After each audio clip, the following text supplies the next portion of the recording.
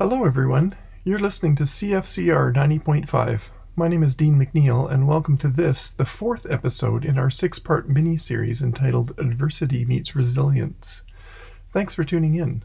Throughout this series, I'm in conversation with historian Dr. Bill Wazer, who won the Governor General's Award for Nonfiction. I'll be talking with Bill about past hard times in Saskatchewan and how during these times of adversity, people have found a way to move forward. We'll also be playing some special musical selections for you with the hope that these songs will in some way connect you to these stories of adversity and resilience. If you want to check out previous episodes in this series, you can find them on my Dean McNeil YouTube channel. This episode is entitled Next Year Country. When conceiving the format for this series overall, the initial premise was quite simple: shine a light on some historical events and play some music of that same era to amplify the narrative. Today we'll be talking about the Great Depression. We had originally planned on playing the song On the Sunny Side of the Street to set things up for our chat with Bill. This originally made a lot of sense. In fact, it's the idea that got this series off the ground in the first place. Music has the power to lift people up, especially in hard times. This song became an anthem of sorts during the Great Depression, a simple song of hope for better times ahead. The song was released right in the middle of the Great Depression, and it did a lot of good for people and the world back then, as I believe it still does today. In fact, I love playing this tune on gigs, and I'd encourage you to check out any version of it out there, especially Nat King Cole's rendition from the 1950s and Esperanza Spalding's version from 2016 when she sang this song at the White House for Michelle and President Barack Obama. I've often thought of songs sort of like people. They're individual. They make their way through this crazy world just like the rest of us. This tune has been performed and reinterpreted many times over by a ton of great musicians. While developing this mini-series, however, we realized that playing this tune, especially within this episode, would be too predictable, too linear. So instead, let's listen to something unrelated to the Great Depression, but that's still on point in terms of amplifying the narrative for our talk today with Bill Wazer. Let's listen to Reverence by multi-Juno award-winning pianist David Braid. David has visited our province many times over, playing at the Basement, at the SaskTel Jazz Festival, with the Saskatoon Jazz Orchestra. He's taught classes and given lectures in creativity and composition at the University of Saskatchewan. He's been a faculty member of our Jazz Intensive Summer Workshop Camp, and he was a featured guest artist at the U of S Kenderdine Campus Jazz Composers Retreats way back in 2012. I've always admired the way David approaches with great sincerity his music, from a very special artistic vantage point. So instead of me picking the music for this episode, I reached out to David. I asked him if he could consider providing us with some music for today once he knew what it was all about. Make this moment a moment of mindfulness. Stop what you're doing. Listen, really listen to David Braid's Reverence.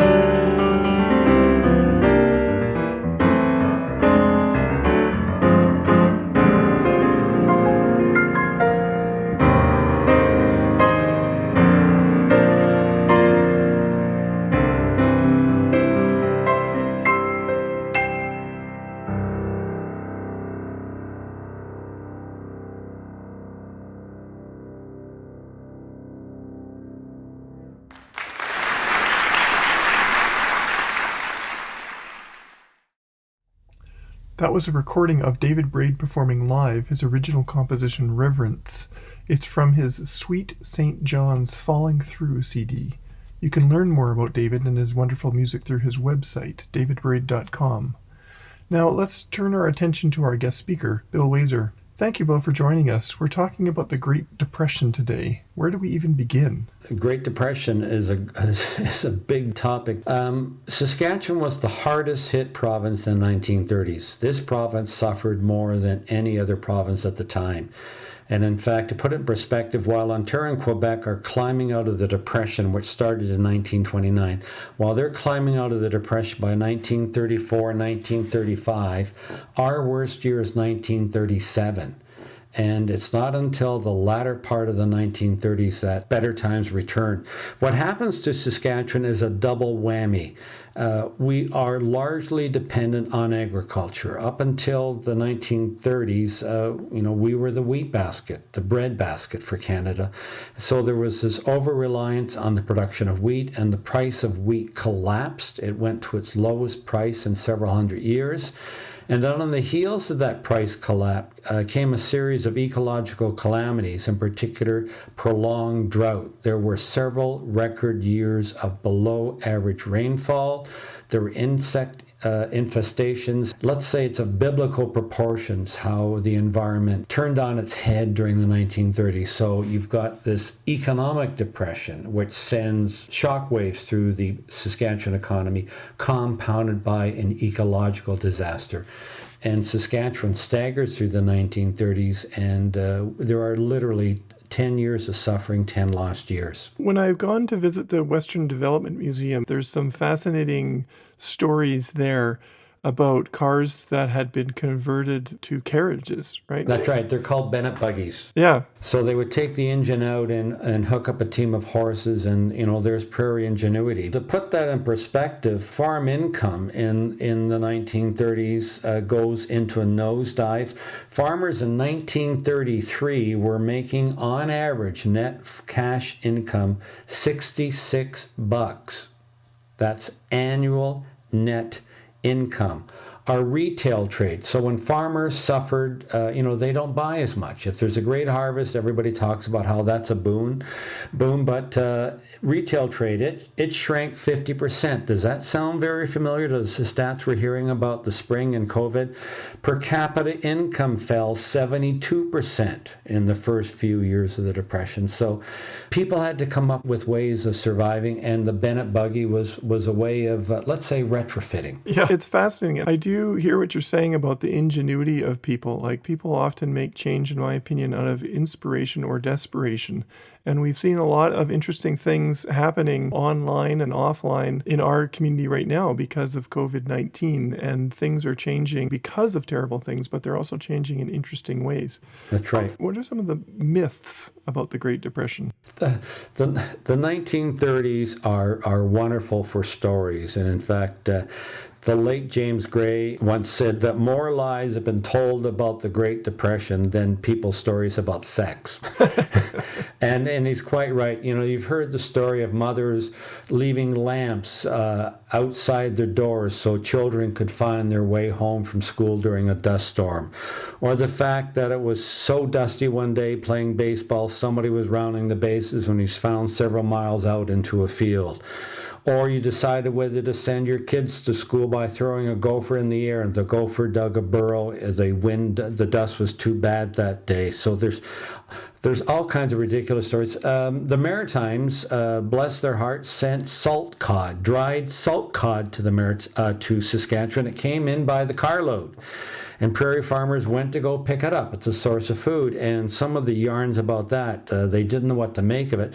They said it was used for signposts, it was used for shingling, it was used for snowshoes. There are all kinds of funny, great stories coming out of the 1930s. But these were desperate times, and people were pushed to do desperate things to survive. So Saskatchewan is the hardest hit province during the Depression. I'm assuming there's some sort of exodus from our province during that time if times are better. Actually, it's not until the late 1930s. There are three stories here in that question you asked. The first story is that farmers use a lot of ingenuity. They can adjust. They will tinker.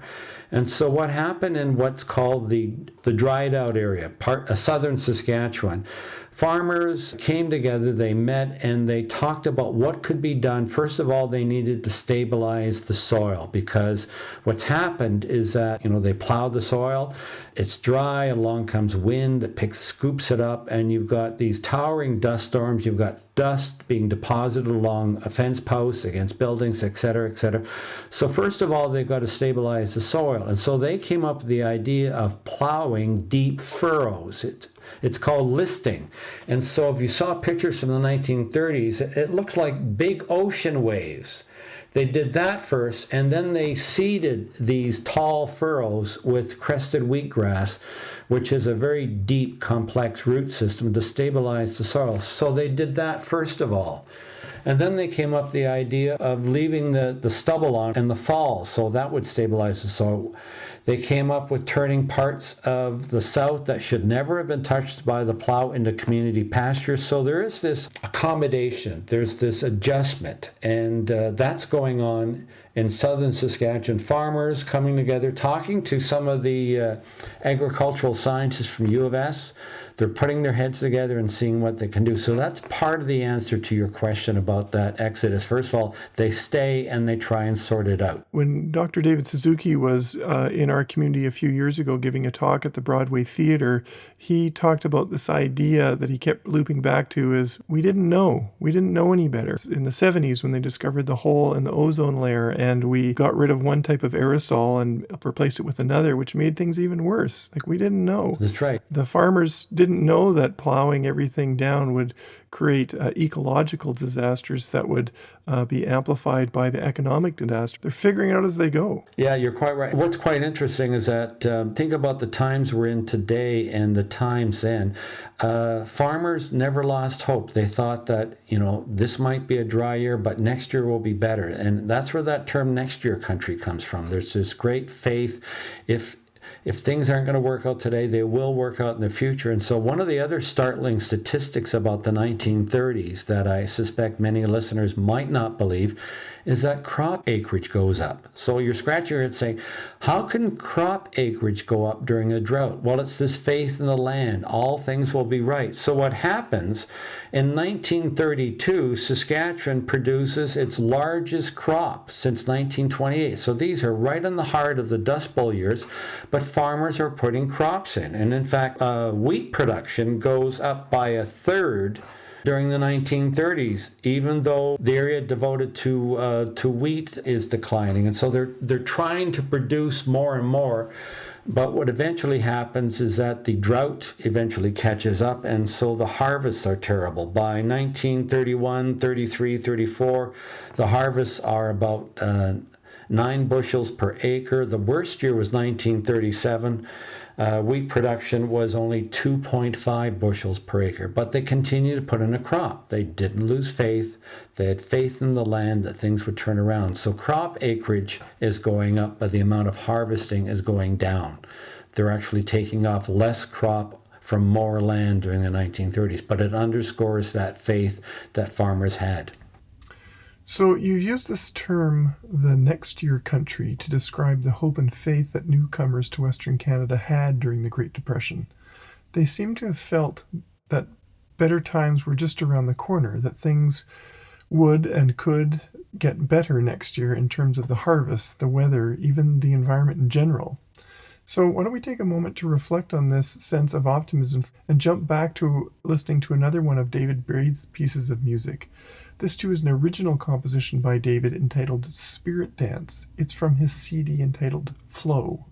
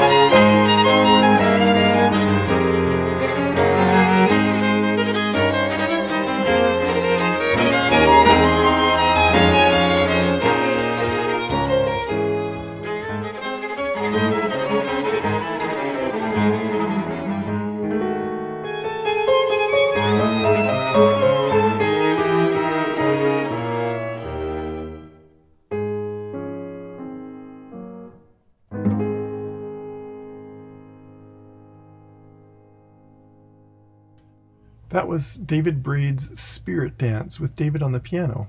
I'm in conversation with Dr. Bill Wazer, and we're talking about the Great Depression as it was experienced right here in Saskatchewan.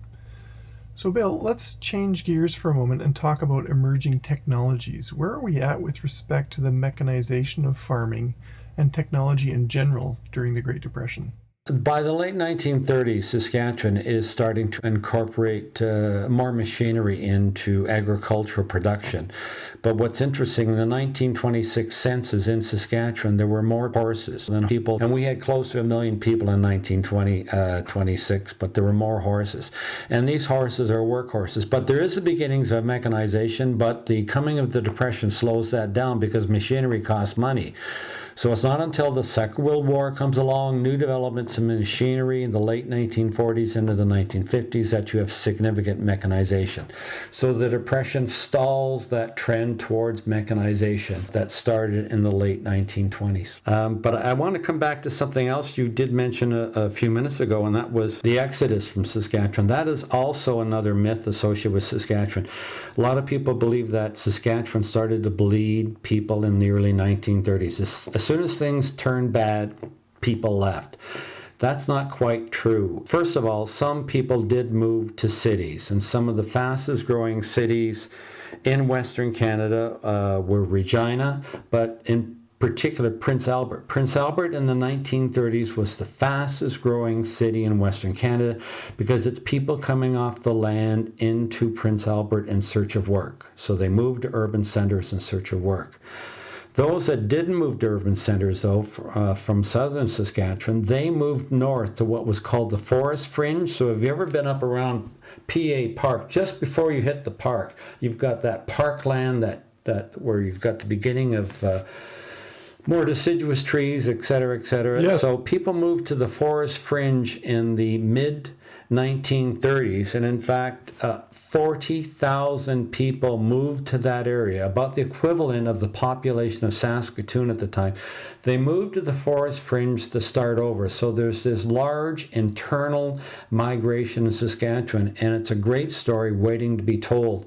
There are also several hard years in the mid to late 1930s, and so it's in the latter part of the 1930s that people do finally start to leave this province, and we don't recover our population until the 1980s. So it takes 4 to 5 decades after the end of the 1930s for us to get back to where we were. That's fascinating. And was there a hard ending to the Great Depression? Like the Great Depression started very abruptly in 1929 with the fall of the stock market. The stock market crashed, the Depression started the next day. How did we ease out of that? Well, that's a perfect question to end on today, Dean. There isn't necessarily a hard ending, but there is an event. In 1939, the King and Queen of England, King George, comes to Canada with Queen Elizabeth, the Queen Mum, that people are familiar with. It's the first time a sitting monarch has visited Canada. And he crosses Western Canada one way along the CPR main line, and they come back across Western Canada along the CN line. Okay? As they move east and west, the rains arrive. The drought is over, and wherever they go, they are raining. They're in a car with an open top. Queen Elizabeth asked that the top be kept down, and they asked to be given umbrellas because she wants to see the crowds and the wave at them. So wherever they go, they're met with rapturous crowds that are just coming out to see them, and all the newspaper reports talk about that rain. And the rain brings to an end to the drought, and it ends the Depression in Saskatchewan. And the irony here is that their visit in the spring of 1939 is followed only by a few months later by the start of the Second World War. And that gives a tremendous lift to the prairie economy, but we're in another crisis. I can't imagine, after people suffering for literally years of a drought, to have torrential downpours and see the crops starting to well up. Like that must have been just an incredible experience. Yes, the Royal Couple were overwhelmed by the reception, but we're about to enter another event that's also going to shake the prairies, as the Great War and the Depression did. Thank you so much, Bill, for talking with us today. We look forward to our chat with you for episode 5 next week. Thank you to our CFCR 90.5 FM listeners as well for tuning in. There are many factors that contribute to one's sense of resilience. Hope, especially in times of adversity, is likely a key ingredient. I'm Dean McNeil.